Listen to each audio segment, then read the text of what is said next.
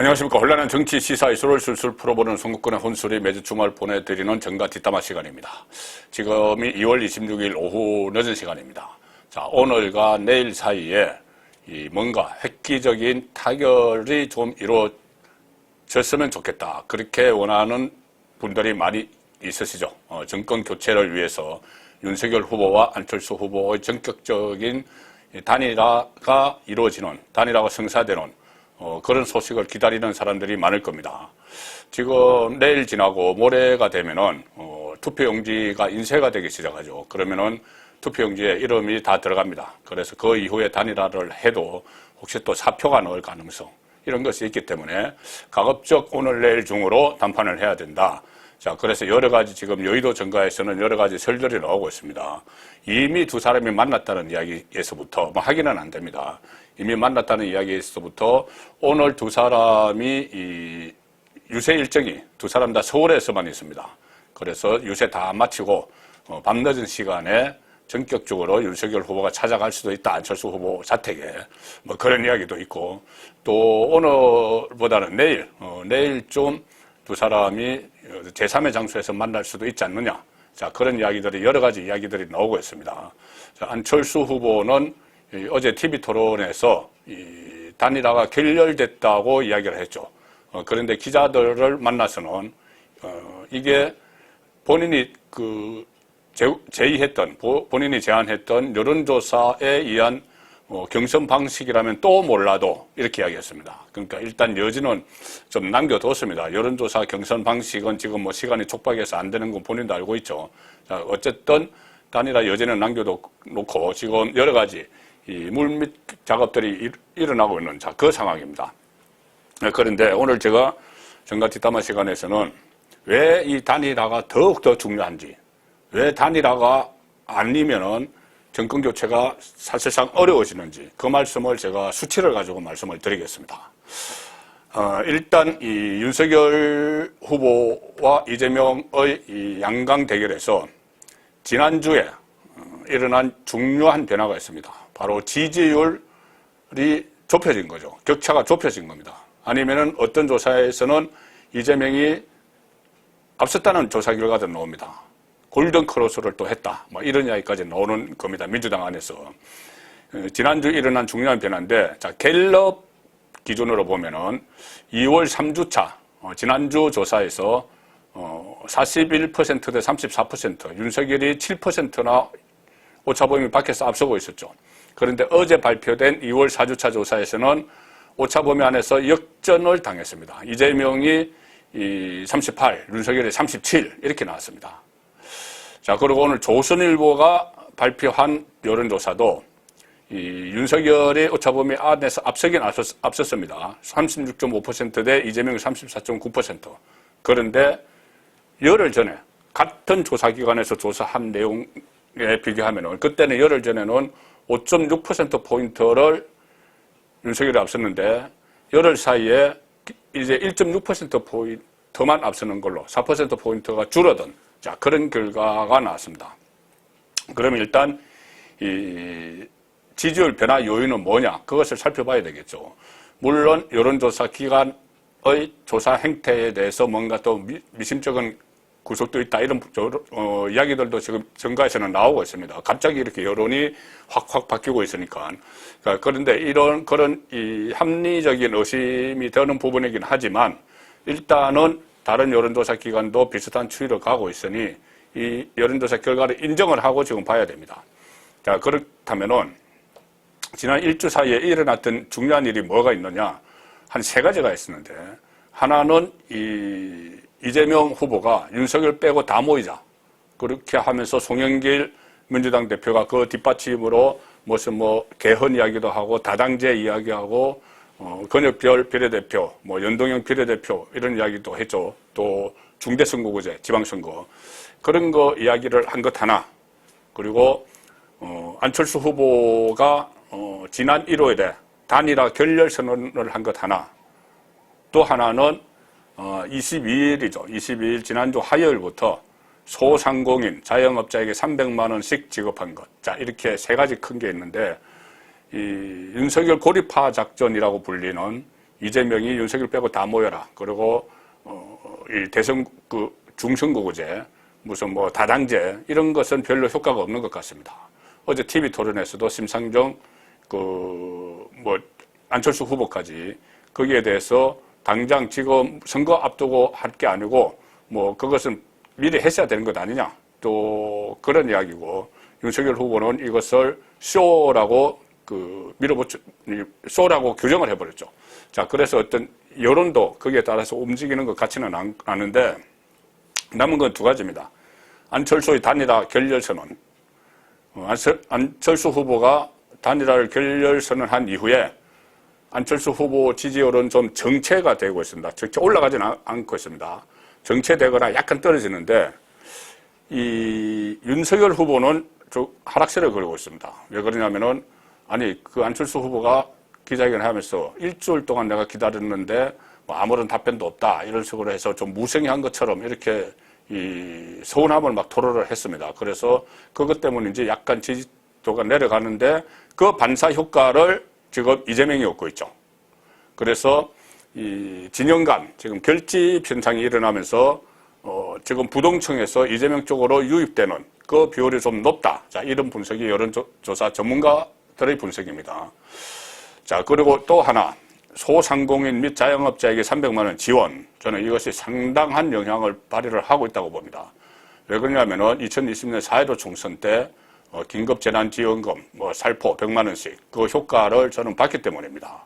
물론 이 긴급재난지원금이 필요한데 어쩌면 그렇게 시점을 이 대선과 연결시켜서 그때 총선과 연결시켜서 총선 전에 준다고 총선 끝나면 준다고 발표를 하고 또 지방자치단체에서는 먼저 주고 이렇게 선거에 교묘하게 연결을 시켰죠. 이번에도 그렇게 하고 있습니다. 딱 선거 시점에 맞춰서 마치 이 스케줄을 딱 짠 것처럼 대선 일정과 딱 맞춰서 하는 것처럼 이렇게 긴급재난지원금을 지금 뿌리고 있죠. 자, 이것이 상당히 이 영향력을 발휘하고 있다고 저는 보는데 지지율 조사에서 제가 구체적인 수치로 말씀을 드릴 겁니다. 지난 22일에 16조 9천억 원 규모 추경안이 국회 본회의를 통과를 했죠. 22일 화요일에 통과를 했습니다. 그리고 바로 그날 문재인이 주재하는 국무회의에서 땅땅 두드린 후에 24일부터 소상공인, 자영업자들에게 300만 원씩 지원금이 지금 지원이 되고 있습니다. 그래서 이것이 이재명 후보의 지지율을 상승을 다소 좀 이끌고 있다 이렇게 보는데, 자, 대상자가 332만 명입니다. 300만 원씩을 받는 대상자가 332만 명인데 3인 가족 기준을 해도 그러면은 이 수혜를 본 사람은 1,000만 명이 넘습니다. 우리 5천만 인구 중에서 또 유권자를 그 중에서 빼면은 한 4천만 정도 될 텐데 1,000만 명 이상이 지금 수혜를 본 것이죠. 그리고 앞으로 또 있습니다.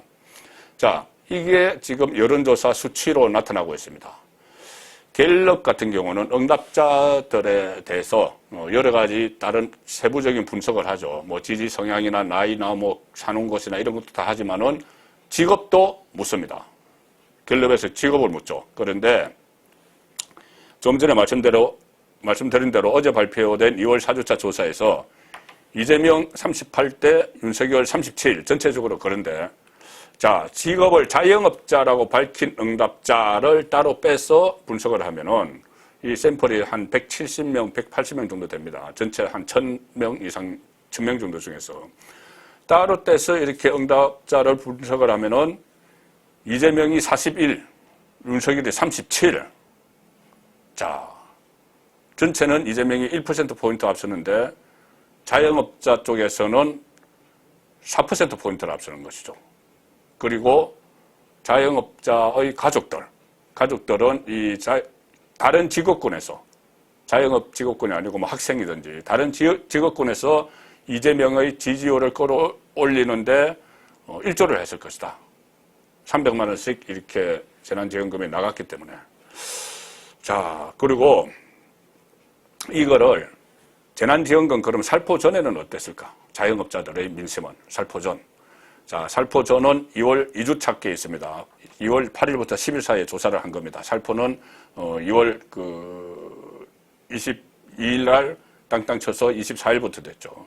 자, 2월 2주차와 비교를 하면은 그때 전체 지지율은 윤석열 후보가 1%포인트 앞섰습니다. 37대 36이었는데 자영업자만 놓고 보면은 윤석열이 43, 이재명이 37, 6%포인트를 윤석열이 앞섰죠.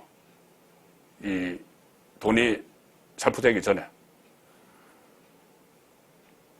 일반 전체 국민은 37% 이 윤석열을 지지를 했는데 자영업자는 43%를 지지를 했습니다. 그러니까 자영업자군에서 6%가 더 높게 윤석열을 지지하는 게 나왔죠. 그런데 재난지원금을 살포하고 나서 2월 2주차 조사에서는 윤석열이 37입니다. 37. 그 전에는 돈이 살포되기 전에는 43. 그러니까 6%가 빠졌죠. 자, 이재명은 그때 37이었는데 어제 발표된 거 41 자영업자. 그러니까 이재명은 4%포인트가 오른 거죠. 윤석열은 6%포인트가 빠지고 자영업자 기준으로. 그러니까 돈이 살포되기 전과 살포된 후, 살포된 후에 윤석열은 6%가 빠졌는데 이재명은 4%가 올라갔다. 거의 10%죠, 합치면. 자, 그래서, 이 효과를 발휘하는데 갤럽 조사를 또 보면은 복잡해서 더 설명은 안 드리겠지만은 이런 추세. 그러니까, 재난지원금이 자영업자들에게를 대상으로 한 재난지원금이 살포되기 전과 후 이재명의 지지율이 확 올라가고 윤석열의 지지율은 떨어진 이 현상이 문재인 대통령 국정운영 지지율 조사에서도 마찬가지로 나타납니다.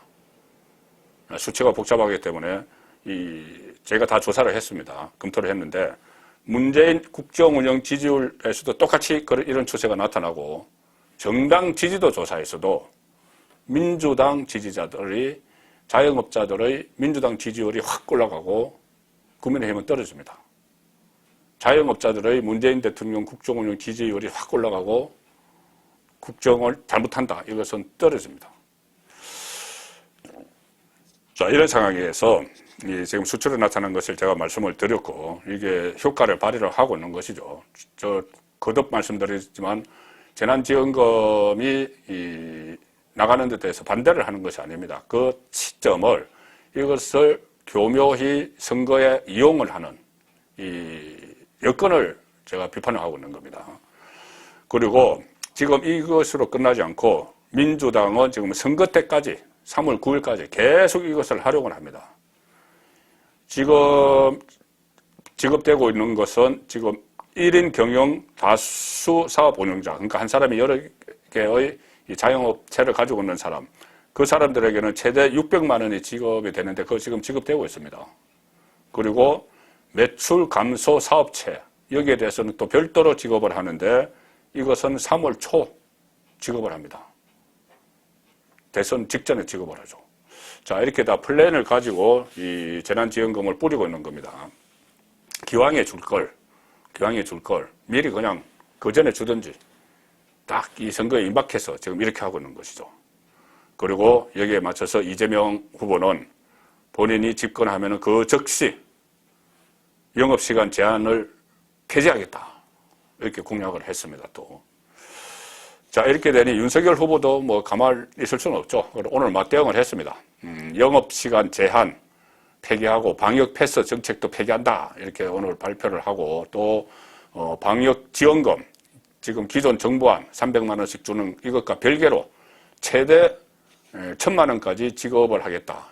자영업자 소상공인에게 그런 공약을 했습니다. 그렇지만 지금 당장의 정책 수단을 가지고 있는 이재명, 문재인, 그리고 정책 수단은 없는, 그렇다고 돈 지금 뿌리는 것을 반대하기도 어려운 소상공인들에게 돈을 준다는데 무작정 반대할 수는 없겠죠. 그냥 선거 타이밍에 맞춰서 하는 여기에만 지적을 할 수 있지. 돈 준다는 거를 어려운 그 국민들에게 돈 준다는 거를 반대는 할 수는 없는 겁니다. 실제로 많은 피해를 소상공인들이 보고 있기 때문에. 자, 그 상황에서 지금 야당 후보가 뭐 최대 1천만 원 지급 공약한다고 해서 이것이 상쇄되지는 않습니다. 그래서 결국은 다시 후보 단일화 이야기인데, 지금 민심 흐름을 지금 돈 흐름 때문에 민심 흐름이 바뀌었죠. 이것을 다시 되돌릴 수 있는 유일한 카드로 남은 게 안철수와의 단일화죠. 후보 단일화. 후보 단일화가 되면 어떤 효과가 일어난다는 건 여러 가지 여론조사 결과에서 나왔습니다. 윤석열로 되든 안철수로 되든 다 이긴다. 자, 지금보다 윤석열, 이재명의 격차와는 비교도 안 될 정도로 크게 차이가 난다. 시너지 효과가 나기 때문에 그렇습니다. 자, 그래서 단일화를 성사를 시키면 지금 재난지원금 살포 또는 안철수 후보가 단일화 결렬선언으로 인한 윤석열 후보의 지지율이 빠지거나 정체되는 것, 이건 막을 수가 있다는 이야기죠. 만회할 수가 있다는 이야기입니다. 그리고 최근에 여론조사들을 보면은 정권 교체를 해야 된다. 여기에 공감하는 응답자가 한 50% 정도 되는데, 이것이 윤석열 후보 지지율과 안철수 후보 지지율의 합이 거의 근접합니다. 지지율 합하면은. 그리고 이게 단순히 이 두 사람 지지율을 합한 것이 득표가 될 것이다. 이거는 아니고 시너지 효과가 막 일어나죠. 그 전에도 그렇습니다. 과거에 노무현이 정몽준과 단일화했을 때 금방 며칠 사이에 지지율이 20%대에서 40%대로 막 뛰고 이랬죠. 자, 그래서 이 단일화가 되면 국민들이 투표장에 스스로 나와서 정권 교체론을 투표 행동으로 보여주는 그런 계기가 됩니다. 그래서 단일화 시너지 효과가 배가 되는 것이죠. 그리고 이 단일화는 지금은 시간이 없습니다. 후보 간 단판을 해야 되죠. 단판을 해야 되는데, 혹시 또 단판을 하는 모습을 보여주고, 혹시 그 단판이 뭐 물 흐르듯 잘 안 되고 결렬이 되더라도 정말 정권 교체에 대한 진정성을 윤석열 후보 입장에서 보면은 진정성을 그 단판을 하면서 안철수를 막 설득을 하고, 우리가 정권 교체가 최대 목적 아니냐, 우리 둘 모두. 자, 그러면은 이 정권 교체를 한 이후에도 또 좋은 정부를 만들어야 되기 때문에 같이 협력을 하자. 뭐 이렇게 진정성을 보여주고 하는 그 절차를 거쳐서 혹시 단판이 결렬이 되더라도 그것은 그렇게 하지 않는 것보다는 윤석열 후보에 대한 이 신뢰도, 진정성 이런 것이 올라가겠죠. 그래서 단판이 성사가 되면은 가장 좋고, 성사가 되지 않더라도 그런 진정성을 유권자들에게 알리는, 정말 윤석열이 단일화를 할 생각이 있느냐 없느냐, 그 안에서 일부가 말하는 것처럼 뭐 자강론에 빠져 있는 것 아니냐, 사자 필성론 이런 것 하는 그거 믿고 있는 것 아니냐, 이런 의구심을 불식시키던 그것만으로도 윤석열 후보는 상당한 성과를 얻게 되는, 자, 그런 상황입니다. 어쨌든 지금은 이제 오늘 내일이 가장 중요한 상황이고, 물론 뭐 안 되면은 사전 투표하는 날까지도 뭐 갈 수는 있지만은, 그렇게 되면은 지지 효과가 또 좀 그만큼 최대 효과를 발휘하지 못하기 때문에 오늘 내일 중에 윤석열 후보와 안철수 후보의 단판이 이루어질 것으로 기대를 하고 또 성사가 될 것으로 믿고 싶은 마음입니다. 정가 뒷담화였습니다.